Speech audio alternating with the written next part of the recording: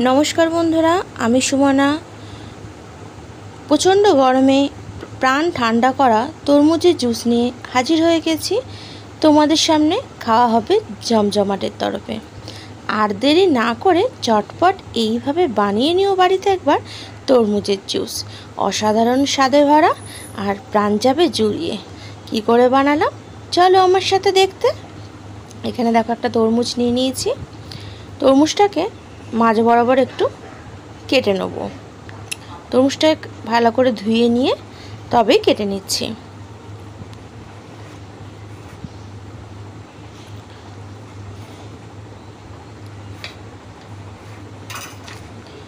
देखो तरमुजटाके केटे नेওয়া হয়ে গেছে। लाल टकटके तरमुज। এখন এর ভিতরের অংশটাকে আমি আবার গোল গোল করে একটু রিং পিসের মতন করে কেটে নিচ্ছি।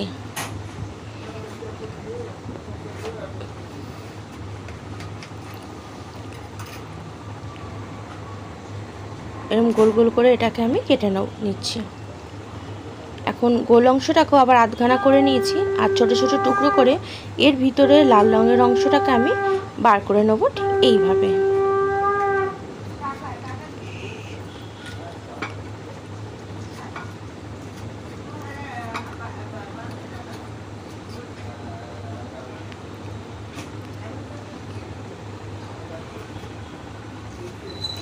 তবে তোমরা যদি মনে করো তোমরা দানাটাকেও একটু একটু করে ছাড়িয়ে নিতে পারো। দানাটা না ছাড়লেও কোনো সমস্যার ব্যাপার নেই, তাতেও তোমরা এরমভাবে পিস করে নিতে পারো। এখন আমি সমস্ত আধখানা অংশটাকে আমি এরমভাবে ছোট ছোট টুকরো করে নিচ্ছি।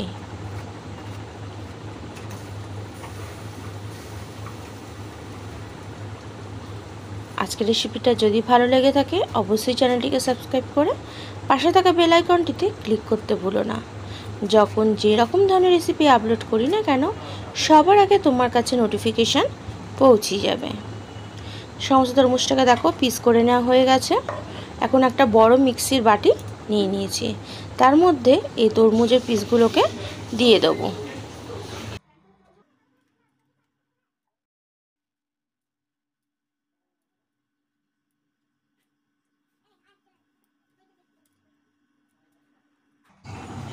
তরমুজের সমস্ত পিসগুলোকে মিক্সির জারের মধ্যে নিয়ে নিলাম আর এর মধ্যে এখন দিয়ে দিচ্ছি চিনি।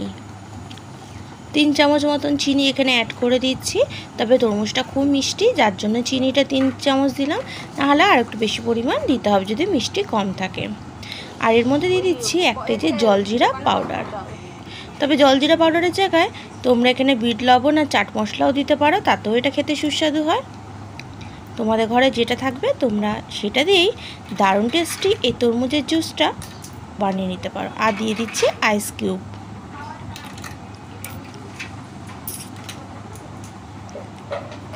ব্যাস দেওয়া জিনিস হয়ে গেল। এখন আমি উপর দিয়ে একটা ঢাকনা লাগিয়ে দিলাম আর এটাকে এখন মিক্সি করে নিচ্ছি। মিক্সি করা হয়ে গেছে। দেখো কত সুন্দর একটা পেস্ট রেডি হয়ে গেছে। এবার এটাকে আমি গ্লাসের মধ্যে দিয়ে দেবো।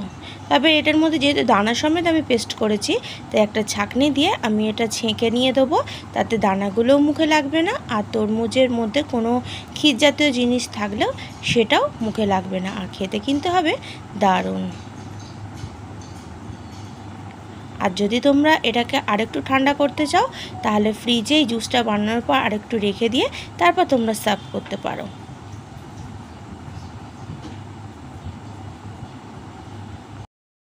একটা চামচ দিয়ে উপর দিয়ে এরকম নাড়াচাড়া দিলে খুব ইজিভাবেই এই জুসটা তখন গ্লাসে পড়ে যাবে।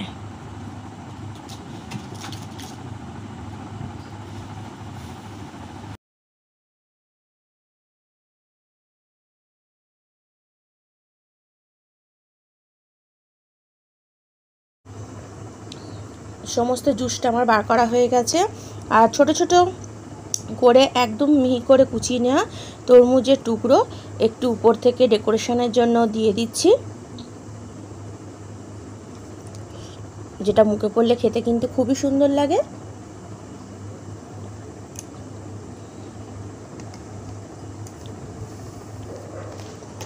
আর উপর দিয়ে দিচ্ছি একটু মাওয়া বা খোয়া ক্ষীর, উপর থেকে দিয়ে দিচ্ছি জুসটা, যেটাকে আরও বেশি টেস্টি বানিয়ে তোলে। রেডি হয়ে গেল আমার আজকের তরমুজের শরবত বা তরমুজের জুস। আজকের এই জুসটা যদি ভালো লেগে থাকে অবশ্যই লাইক কমেন্ট শেয়ার করতে ভুলো না। আর অবশ্যই খাওয়া হবে জমজমাটির সাথে থেকো। এই গরমে অনেক রকম জুস দেখার জন্য আজ তবে আসি, আবার দেখা হবে অন্য কোনো দিন